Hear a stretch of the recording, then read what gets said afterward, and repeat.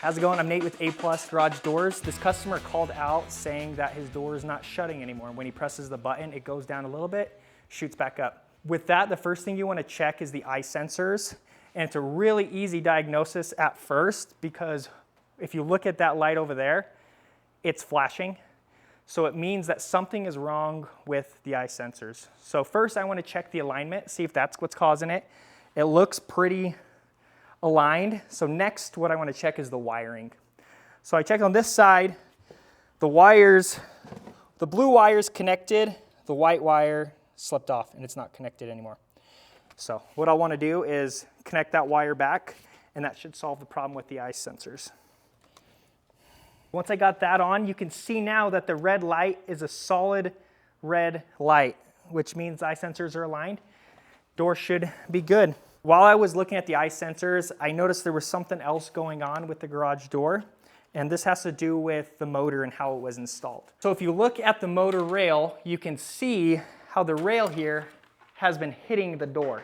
So as the door comes up, it's been dragging, causing a ton of strain on the motor and really strain on all the moving parts on the garage door because there's so much resistance now.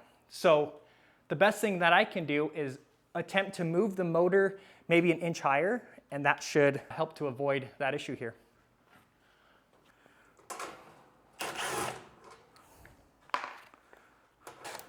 So I'll take this nuts and bolts out on both sides, let the motor rest up against the door, and then move the motor up just one hole. Oops, put it on the other side.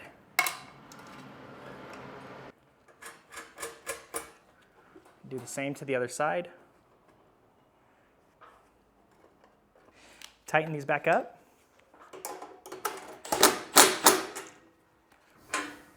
Okay. And now you can see how the rail isn't rubbing up against the door anymore. That'll help prevent any damage to other parts on your garage door. So now let's test it out, see how it runs. So I tried to operate the door and it was still having issues. So over here it looked like when I heard it, it sounded like it was coming from this side. So we'll release the door from the motor and play with it, see what's going on. It looks like this roller here is not wanting to roll anymore, and it's getting caught in the track. So in this situation, what you can do is, one, we can try to just lubricate the roller, the bearing inside the roller, or two, just replace the rollers with nylon rollers that roll a little bit smoother. But let's try first just lubricating and see how it runs.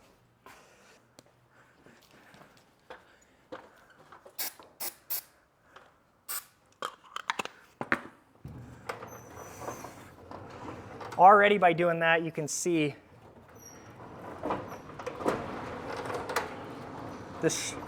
how much smoother it runs.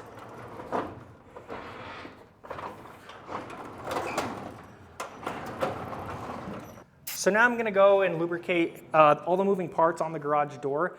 I like to hit all the parts where metal touches metal. So any part here on the hinge, and then I like to just spray one really quick spray on this bearing. You really don't need a whole ton there on the bearing. And then I go through and do it to all the hinges.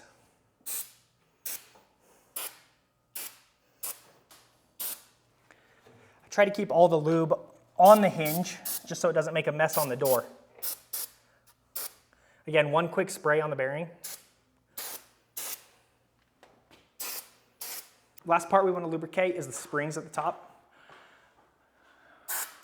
I like to spray right in the middle. There's a bearing right there in the center. Just a couple sprays right in there. And then I like to spray across once, across the top, and then on the bottom.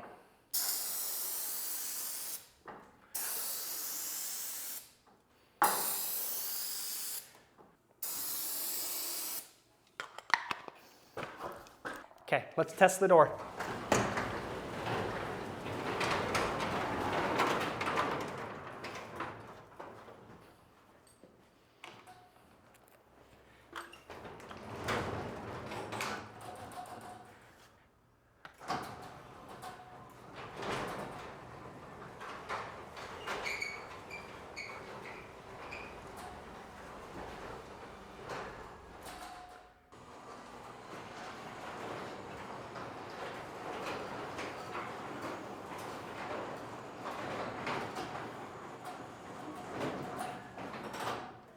There we go.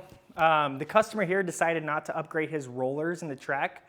When you do that, it will take away a majority of the rest of that noise, but still the door operates and it's in good condition.